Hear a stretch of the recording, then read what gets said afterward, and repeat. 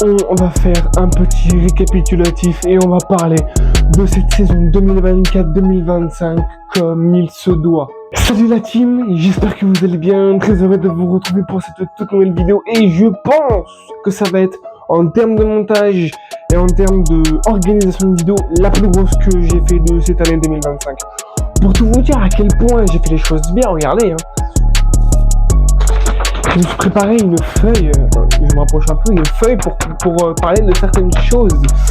Donc je vais bien évidemment respecter ce que j'ai dit, sinon ça sert un peu à rien ce que j'ai fait. Nouveauté aussi, cheveux coupés, c'est un petit peu mieux et surtout on a sorti le maillot qui a réveillé le Paris Saint-Germain. Toi-même, en tant que supporter parisien, tu sais.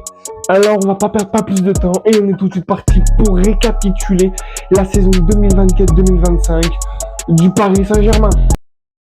C'est donc ainsi que s'achève cette saison historique du Paris Saint-Germain. Un dernier trophée dans les mains. Et avec lui, la fermeture d'un livre que peu osaient imaginer. Ils ont tout pris. Ou du moins tout ce que le football pouvait offrir. Des titres collectifs, des récompenses individuelles, des regards braqués sur eux, des distinctions venues de partout, comme si le monde entier reconnaissait enfin l'évidence. Cette équipe a douté, cette équipe a plié, mais jamais rompu. Elle a transformé la pression en promesse, les attentes en certitude, les rêves en réalité. Et peut-être qu'un jour, on racontera cette année. On parlera de trophées, bien sûr. Et surtout, vous repenserez à vous, à ce que ça faisait d'être là, d'être témoin d'une saison que même les rêves n'auraient pas osé imaginer. Parce qu'en 2025, Paris n'a pas simplement gagné des titres. Paris a marqué les cœurs, Paris a marqué l'histoire. Et cette histoire-là, elle porte votre nom, vos larmes, vos cris, vos souvenirs. C'était 2025, c'était Paris. Et elle sera pour toujours l'année du grand Paris Saint-Germain. Donc pour commencer cette vidéo, je vais vous mettre un petit peu écran noir et on va parler un petit peu de la saison. Donc en premier on va parler de la saison 2024-2025. Ensuite on va parler des trophées collectifs. Qui dit trophée collectif dit trophée individuel. On va parler de la transformation du PSG grâce à Luis Enrique. On va parler du maestro du milieu de terrain Vitinha. On va parler des latéraux qui ont fait beaucoup de bien. On va également parler de notre Ousmane Dembélé et de la saison 24-25 qui nous a pondu. Et pour finir, de ce que peut-être ou on espère nous réserver l'année 2026 en termes de football, trophées, etc. On est parti pour résumer la saison 2024-2025 et on commence direct avec le trophée des champions. On remporte le premier trophée de la saison, le premier trophée de Luis Enrique sous les couleurs du PSG. Et ensuite, on a entamé une Ligue 1 qu'on a détruit. Une Ligue 1 où sur 34 journées, on ne perd que 2 fois. Je répète, sur 34 journées, tu ne perds que 2 fois.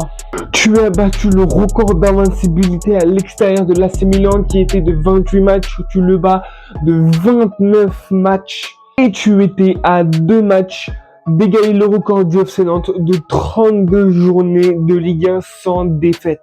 Donc en termes de Ligue 1, t'as tout explosé.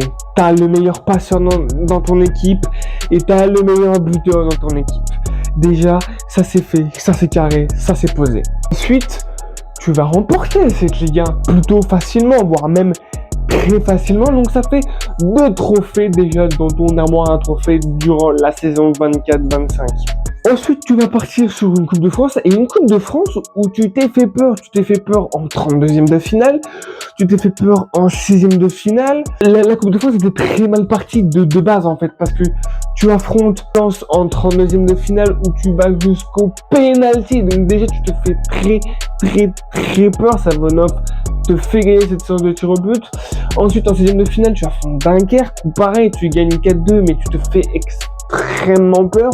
Et après ça va un peu mieux à partir des 8e de finale, tu te fais moins peur, tu gagnes tes matchs beaucoup plus logiquement et où tu remportes la finale de Coupe de France face à un Reims, face à une équipe de Reims qu'il n'a pas la tête à jouer les finales de Coupe de France, parce qu'il joue des barrages contre les FCMS pour leur survie en Ligue 1. Malheureusement, qui perdront. Et donc, t'avais limite déjà la finale gagnée parce que Reims n'était pas dans l'optique de remporter cette Coupe de France. Bien évidemment, s'ils pouvaient la remporter, ils n'auraient pas dit non.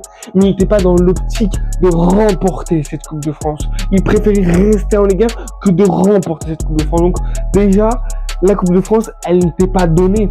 Mais t'avais un très gros avantage. Donc voilà, on a fait les 3 premiers trophées. Les trophées où il n'y a pas grand chose à dire non plus. En Ligue 1, t'écrases tout. En Coupe de France, tu te fais peur sur les 2 premiers matchs. Mais après, ça va beaucoup mieux. En finale, c'est une finale très facile. Voilà, le début de saison, trophée Ligue 1 Coupe de France est très facile. Ces 3 trophées, tu les prends facilement. Mais maintenant, on va rentrer dans la partie la plus longue de la vidéo.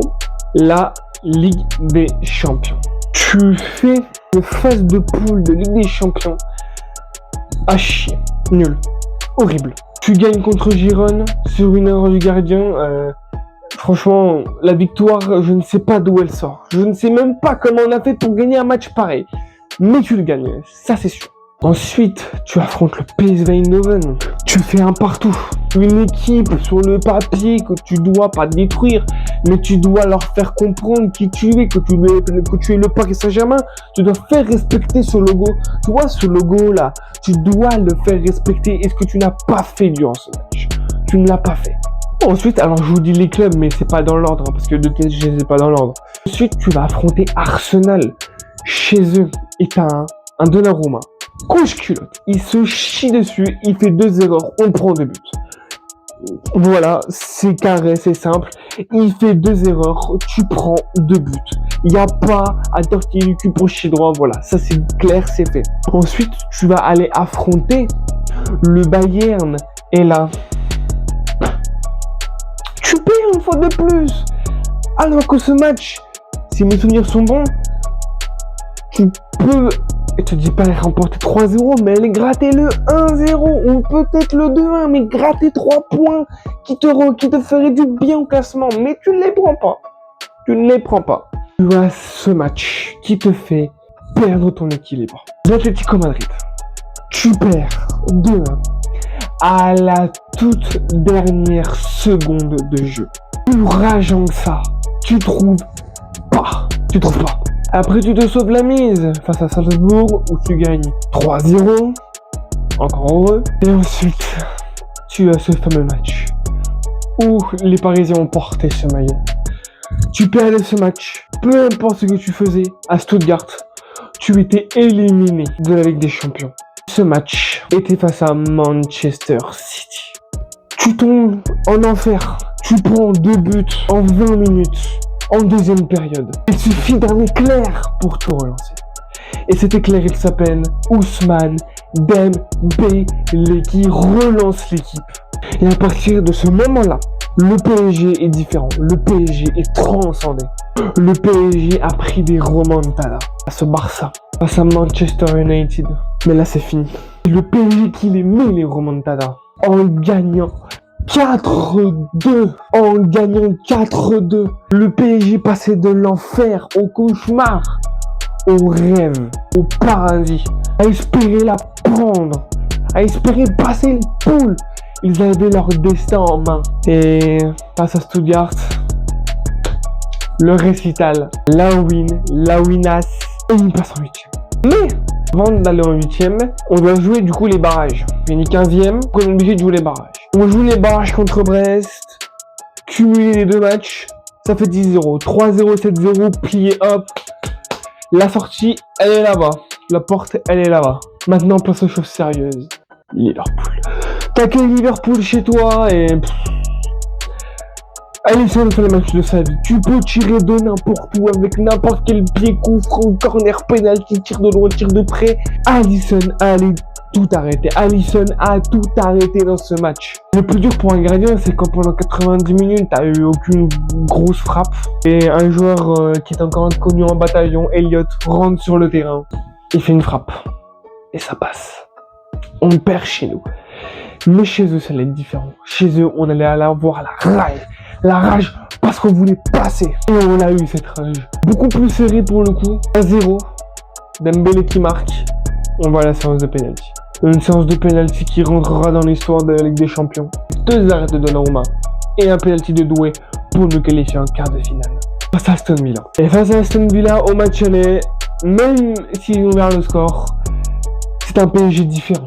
C'est un PSG réanimé grâce à la victoire contre City. On gagne chez nous 3. Et ce but de Nuno Mendes dans les dernières minutes de jeu va faire du bien et est très important parce qu'au match retour, on a beau mettre 2 buts. Un but contre son camp de Pacho qui pour le coup peut rien, c'est un tir. Alors, je ne pourrais pas vous dire le joueur, mais c'est un tir d'un joueur d'Aston Villa qui tape le Pacho et qui tourne Donnarumma. Et à partir de là, on commence à retomber dans les travers du Paris Saint-Germain, à faire plein d'erreurs, plein de mauvaises décisions. Et tu prends le deuxième. Et tu prends le troisième. T'as un 3-2. Si tu prends un but, c'est la prolongation. Et il y a un truc que je vous ai déjà dit dans une vidéo, il y a un truc à Made in Paris, c'est quand un ancien joueur qui est prêté ou qui a été vendu, mais qui venait du PSG, t'es sûr qu'il va marquer. Mais pas ce soir-là. Asensio était en 1-1 contre Donnarumma, il tire, Donnarumma arrête le ballon, il l'arrête, ça passera pas. On se qualifie donc en demi-finale de la Ligue des Champions et on est dans le dernier carré de la Ligue des Champions. Et à ce moment-là, ça ne nous était pas arrivé depuis 2020, depuis Tuchel d'ailleurs. En demi-finale, tu affrontes Arsenal, chez eux 1-0, ça méritait pas plus, de l'un comme de l'autre. Et chez toi, c'est différent. Au parc, c'est différent. Arsenal a envie de faire taire le parc, mais ça n'arrivera pas parce que le PSG est décidé et a envie d'écrire l'histoire, a envie d'aller en finale de la Ligue des Champions. Et on gagnera 2-1 et on rentre dans plus de notre histoire en allant à Munich pour la finale de la Ligue des Champions contre l'Inter Milan. Et qu'est-ce que je voulais que je vous dise? Le PSG remporte la finale de la Ligue des Champions 5-0. 5-0. 5-0. Le PSG va plier la plus grande performance collective en finale de Ligue des Champions. Le PSG va tout écraser dans cette finale. L'Inter ne fera rien. Ils n'existeront pas. L'Inter a été effacé de cette finale. Ils n'ont pas existé. Et le PSG marque un record en finale de Ligue des Champions. En marquant 5 buts et en prenant 0. Aucune équipe en finale de Ligue des Champions n'avait fait ça. Le dernier record en date, c'était le Real de Madrid qui avait gagné 4-1. Le PSG est passé devant en 2025 avec 5-0. Le PSG soulève pour la première fois de son histoire et pour la deuxième fois dans l'histoire du football après l'Olympique de Marseille en 93, la Ligue des Champions, le graal absolu pour toute équipe européenne. Ensuite, on a eu la première édition de la Coupe du Monde des clubs qui se passait à Miami. Pour vous la faire courte, le Paris Saint-Germain était épuisé. Les joueurs étaient à bout de force après une saison incroyable, phénoménale.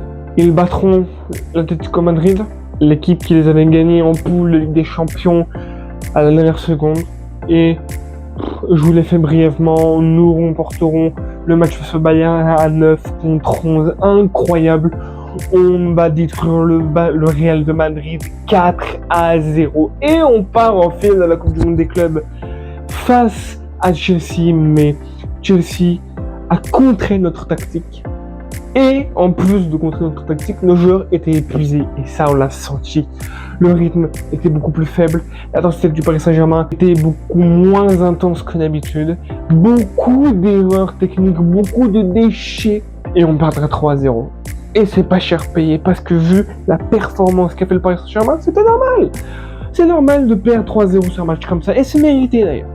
En remportant la Ligue des Champions, tu es dans 2 compétitions. La Super Coupe d'Europe et la Coupe intercontinentale. La Super Coupe d'Europe, c'est le champion de la Ligue des Champions qui rencontre le champion de l'Europa League. Et cette année-là, c'est PSG Tottenham. Avec 3 semaines de vacances dans les rangs, aucune préparation et 1 semaine d'entraînement pour le Paris Saint-Germain. Ils perdront 2-0 jusqu'à la 84e minute où Lee Kang-in va envoyer un missile pour relancer le Paris Saint-Germain. À la 93e minute de jeu, Kim va déborder sur le côté droit va voir l'appel de Dembélé, va centrer pour la tête de Gonzalo Ramos et ça fera 2-2. On file vers une séance de penalty que le PSG va remporter. Et pour la première fois dans l'histoire du football français et dans l'histoire du Paris Saint-Germain, le PSG va remporter sa toute première Super Coupe. Et tu es aussi dans une deuxième compétition en remportant la Ligue des Champions, la Coupe intercontinentale, comme je l'ai dit tout à l'heure, anciennement Coupe du Monde des clubs. Et c'est le champion de chaque continent, donc pour l'Europe, Ligue des Champions, Brésil, continent sud-américain, Coupe Libertadores, et donc les autres. Là, c'était PSG Flamengo. J'ai déjà fait une vidéo dessus, hop, je vous la mets juste ici. Match plutôt bizarre. Flamengo, aucune finition. Et les Parisiens me fatiguent. Les Parisiens épuisés de leur saison, en fait. Les Parisiens sont juste épuisés, ils n'en peuvent plus. Ils n'ont qu'une seule envie, c'est la traite, c'est que ça s'arrête. On marquera grâce à Kvaratskhelia. Et on concédera un penalty qui pour moi est mérité. On fera les prolongations, aucun but pendant les prolongations, et on ira au tir au but. Où ce mec-là? Oui, ce mec-là. Pire à la plus grande performance des pénaltys que personne n'avait encore jamais vu. Ça ne va pas être des frappes ratées, des frappes sur les montants. Ça va être des vrais arrêts. Il partira du bon côté et il reste au milieu sur un pénalty qui était incroyable. Le PSG va faire encore une performance mémorable en sens de pénalty pour encore une fois de plus rentrer encore plus dans l'histoire du football mondial et français en remportant sa toute première Coupe intercontinentale. Et la saison 2024-2025 s'achèvera sur ce dernier trophée. Pour faire un petit peu un résumé de tout ça, dans toutes les compétitions où le Paris Saint-Germain y allait, ils ont soit été en finale et gagné, soit fini deuxième. Trophée des champions remporté. Coupe de France remportée. Ligue 1 remporté. Ligue des champions remportée. Coupe du monde des clubs, deuxième. Super Coupe d'Europe remportée. Coupe intercontinentale remportée. Ils feront pour la première fois dans le football français et pour la troisième fois dans l'histoire du football un sextuplé. La troisième équipe derrière le Barça de 2009 et le Bayern Munich de 2020 à faire un sextuplé en une année civile. Voici le récapitulatif de la saison 2024-2025 du Paris Saint-Germain. Elle est folle, une année complètement folle où le Paris Saint-Germain remporte quasi tout à part la Coupe du Monde des clubs. Mais sinon tu remportes quasiment tous les trophées et le trophée que tu ne remportes pas, tu vas jusqu'en finale. Est-ce qu'on peut se rendre compte de la folie de la saison 2024-2025 que chaque Parisien, Parisienne, en tout cas supporter parisien ou parisienne, a vécu de remporter quasiment tous les trophées à part un, et c'est quand tu ne remportes pas, tu vas quand même en finale après avoir fait des performances de malade mental. Moi j'ai trouvé cette année folle. Elle est incroyable cette année, c'est la plus belle saison que j'ai vécue de toute ma vie en tant que supporter parisien. Tu peux me donner toutes les saisons que tu veux, il n'y aura pas de plus belle saison pour le moment que celle-là. Maintenant, récapitulatif de la saison 2024-2025 fait. Maintenant, on l'a déjà fait techniquement parlant, mais on va quand même le faire. Le récapitulatif des trophées collectifs du Paris Saint-Germain. On va commencer du tout premier au dernier. Trophée des champions, Ligue 1, Coupe de France, Ligue des champions, Super Coupe d'Europe et Coupe intercontinentale. Tous ces trophées ont été gagnés par le Paris Saint-Germain sur la saison 2024-2025. Maintenant, on va passer aux trophées individuels. Alors, il y a des trophées, ils sont individuels, mais on peut aussi les mettre dans le collectif. Mais je préfère les mettre dans l'individuel. On a le Ballon d'Or, Ousmane Dembélé. Golden Boy, Désiré Doué. Le Ballon d'Or africain, Achraf Hakimi. Le Ballon d'Or asiatique, Lee Kang-in.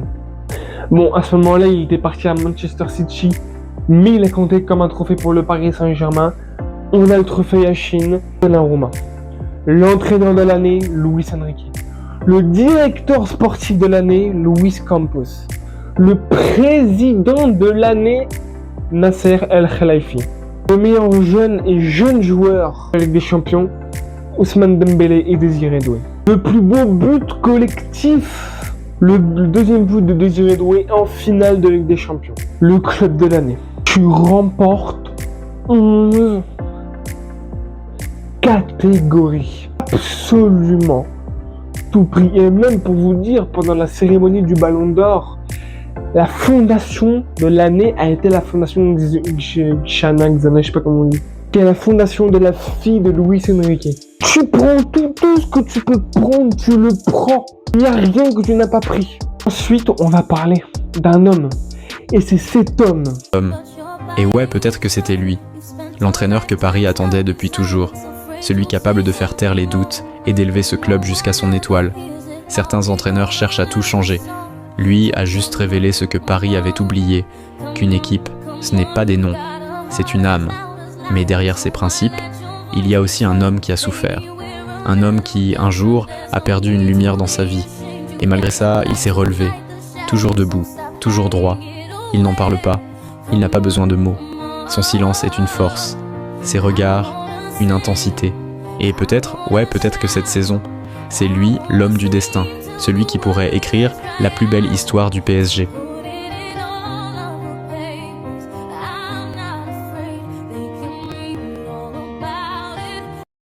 Qui fait tout ce que tu as vécu. Il s'appelle Monsieur Luis Enrique. Luis Enrique a tout fait. Quand il est arrivé, oui, ses résultats en Ligue des Champions étaient mauvais. Il s'est fait critiquer et beaucoup demandaient déjà sa tête à ce qu'il parte du Paris Saint-Germain quand il est arrivé. Mais il a tout compris. Il ne voulait pas de star. Il voulait que ça, ce logo, soit la star. Pas un joueur, mais ce logo soit la star. Il a pris des jeunes pour les peaufiner comme il le voulait. Il a imposé son idée de jeu. Et il n'a pas fait comme beaucoup d'entraîneurs. Tu es une star donc tu joues. C'est pas ça, Luis Enrique. Luis Enrique, c'est tu es bon, tu joues. Et ça a fait toute la différence. Tu l'as vu en Ligue 1, tu l'as vu en Coupe de France, tu l'as vu en Ligue des Champions, tu l'as vu en Super Coupe d'Europe, tu l'as vu en Coupe intercontinentale, tu l'as vu en Coupe du Monde des clubs. Et tu vas continuer à le voir sur les mois et j'espère les années qui vont arriver. Il a tout fait. C'est grâce à lui que tu gagnes tout ça. Ensuite, on va parler du maestro. On l'appelle le maestro. Il s'appelle Victor Machado Ferreira Vitinha. Coéquipier le prenait pour un joueur de seconde division. Trop humble pour causer de problèmes. Trop discret pour faire l'unanimité. Celui qu'on regardait de haut est devenu celui qu'on cherche du regard. Vitinha est la preuve que la lumière n'a pas besoin d'être bruyante pour éclairer la pièce, que la douceur peut devenir une force, que la discrétion peut devenir une arme, que la patience peut devenir une victoire. Le monde cherche des leaders qui crient. Lui est devenu un leader qui apaise. Le monde veut du bruit. Il impose le silence. Et ce qui frappe, c'est pas ce qu'il fait, c'est comment il le fait. Avec une précision presque tendre, une élégance presque insolente, une maturité presque dérangeante. Il n'est plus un espoir qu'on surveille, mais une certitude qu'on admire. Plus un joueur qu'on sous-estime, mais un repère, une boussole, un milieu qui fait tourner la terre avant même de faire tourner le ballon. Et peut-être qu'un jour, quand on réécrira l'histoire des plus grands milieux, on se souviendra que l'un d'entre eux avait commencé dans l'ombre de sourires moqueurs. Et peut-être qu'on dira que c'est précisément cet homme. Vitinha est le maestro de cette équipe. Il gère le milieu de terrain, il est 6 et à la fois, il est 10 et à la fois, il est tout. Il est tout. C'est lui qui te libère contre Tottenham en Ligue des Champions cette saison. C'est lui qui te fait la passe magnifique pour Dembélé, pour qu'il te la remette, pour faire la passe à Doué, pour marquer le deuxième but en Ligue des Champions. Il fait tout. C'est un maestro. Il contrôle le jeu. Il veut que ça aille vite, et bah ça ira vite. Il veut que ça joue lentement, et bah ça jouera lentement. Il contrôle absolument tout. Il n'y a rien au milieu de terrain qui ne contrôle pas. Ensuite, il faut parler de nos latéraux, Nuno et Hakimi. Sache qu'ils possèdent aussi le meilleur arrière-gauche au monde. Et peut-être qu'un jour, leurs noms résonneront parmi les plus grands latéraux que le football ait connus. Hakimi et Nuno Mendes ne sont pas seulement des défenseurs, ils sont deux courants contraires qui s'élancent dans la même direction. À droite, la vitesse pure, l'instinct qui transperce.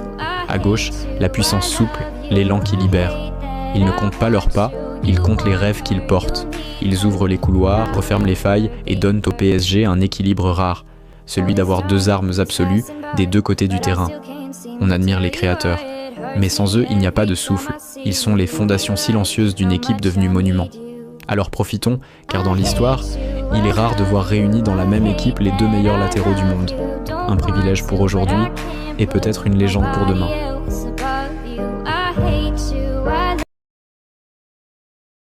Ces mecs sont les meilleurs joueurs à leur poste. Nuno Mendes en tant que latéral gauche et Achraf Hakimi en tant que latéral droit.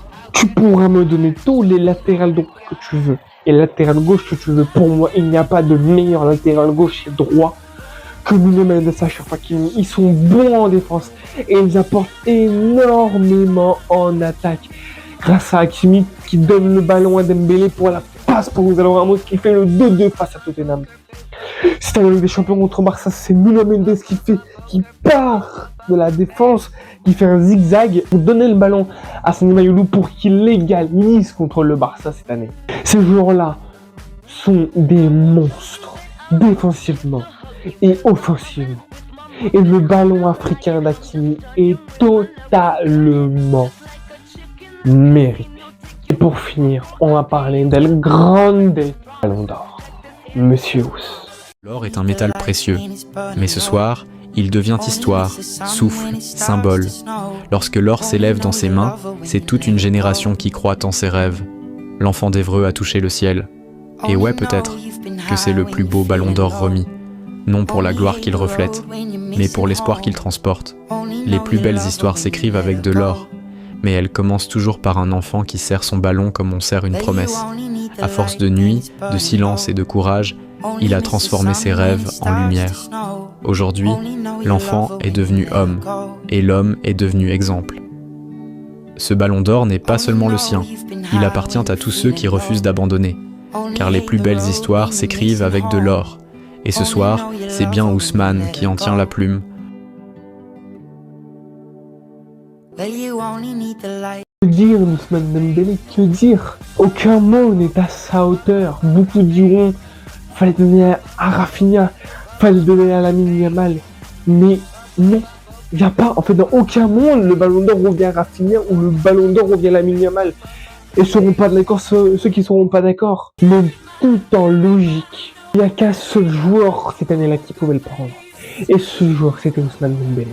Il te libère contre City. Il te marque le but du 2-0 en Coupe du Monde des clubs à 9 contre 11 contre le Bayern Munich. Il ouvre le score avec le Real contre le Real de Madrid en Coupe du Monde des clubs. Il te sauve face à Liverpool au match retour. Il t'a sauvé plein de fois en Ligue 1. À des moments où si tu marquais pas, tu terminais ou tu perdais. Qui c'est qui était présent pour marquer? C'était Ousmane Dembélé. Il était présent, il était là pour marquer. Et il a tout fait. Et son ballon d'or est amplement mérité. Et pour terminer cette vidéo, j'aimerais qu'on parle de l'année 2026 qui arrive. Parce que à l'heure où je vous parle, c'est la trêve, hein, plus personne ne joue. Il y a la CAN, mais ça n'a rien à voir avec le PSG. Pourquoi pas refaire la même saison? Tout remporter. Refaire un sextuplé. Après, trophée individuel, bon, ça on peut pas savoir. Qui va prendre le BO africain, BO asiatique, ça on peut pas savoir. Ce sera en fonction des joueurs. Pourquoi pas refaire la même saison? Alors oui, on fait un début de saison en Ligue 1 beaucoup plus horrible que l'année 2024-2025. Mais il y a un truc qu'on a en ce moment même et qu'on n'avait pas saison 2024-2025, la fatigue, les blessés. Saison 2024-2025, le Enrique arrivait à faire tourner, avait un très bon roulement. Il n'y avait pas de fatigue, à part à la fin de saison quand tout le monde n'en pouvait plus. Il y avait peu de fatigue, il n'y avait pas de blessés. Là, tous tes joueurs sont sur les rotules, ils sont épuisés, ils n'en peuvent plus. Attaque, défense, milieu. T'as des joueurs blessés, des Giroud qui revient de blessure, Ousmane Dembélé qui revient de blessure, Hakimi qui revient tout doucement de blessure, Nuno Mendes il est en blessure. Il revient sur le terrain, il se reblesse, il revient sur le terrain. Les milieux en peuvent plus. Fabien Ruiz, Vitinha, Neves sont KO. Kvaratskhelia est KO. Barcola est KO. Ils sont tous KO techniques. Oui, tu ne referas pas la même statistique que tu as fait en 24-25, c'est impossible. T'as pas la forme physique. Mais tu peux refaire les exploits parce que tu en as fait et tu vas en refaire. Et parce que la force de ce PSG, c'est de ne jamais rien abandonner. En tout cas, voilà, c'est tout ce que j'avais à dire sur cette vidéo. J'ai vécu une année 2024-2025 avec le PSG qui était extraordinaire. Ce PSG a fait interclamer plus d'une fois et il continue à me faire vivre des émotions incroyables et j'espère que ça va continuer comme ça. En tout cas, j'espère que cette vidéo vous aura plu. Ça a été la vidéo la plus longue de l'année. Là, pour tout vous dire, pour pas vous mentir, je vais regarder. J'ai 46 minutes de rush brut. Donc là, le montage, sachant que je peux toujours pas le faire sur mon PC, que je fais au téléphone, ça va être interminable. Mais bon, c'est la plus grosse vidéo de l'année. C'est le bilan de l'année 2024-2025. Le bilan aussi un petit peu de pendant la trêve. Donc voilà, ça nécessitait une énorme vidéo. J'espère qu'il vous aura plu. La propagande de YouTube, tu la connais, abonnement et le petit pouce bleu et le petit partage. Mes réseaux sociaux ont été affichés tout le long de la vidéo comme d'habitude. J'ai fait le bilan du PSG et très prochainement, là, je vais essayer de faire le montage assez rapidement pour pouvoir vous sortir mon bilan de moi, donc de ma chaîne, les statistiques Instagram, TikTok et YouTube. Parce que j'ai vécu une très belle année aussi. Et ça, c'est grâce à vous. Donc, un énorme merci. En tout cas, je vous laisse sur 2 vidéos. Là, qui vont arriver maintenant. N'oubliez jamais la plus importante pour les Parisiens. Et moi, tout ce que je vous dis, c'est allez Paris. C'est Express 58. Et bye la team. Aujourd'hui, et pour toujours, et pour l'éternité, à jamais, le Paris Saint-Germain est champion d'Europe. Le Paris Saint-Germain remporte la Ligue des Champions.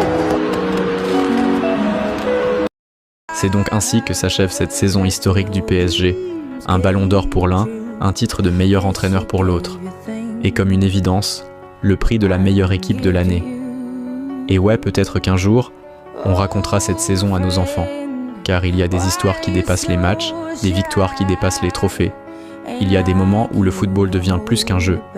Il devient mémoire, fierté, légende. Cette équipe n'a jamais cessé d'y croire.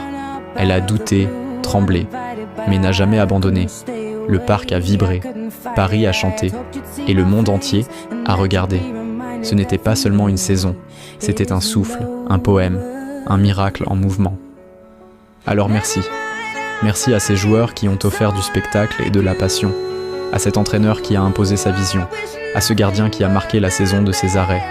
Merci à cette équipe d'avoir écrit une histoire que le football retiendra encore longtemps. Car il y a des années qui comptent, et il y a des années qui changent tout. 2025 sera pour toujours l'année du Grand Paris Saint-Germain.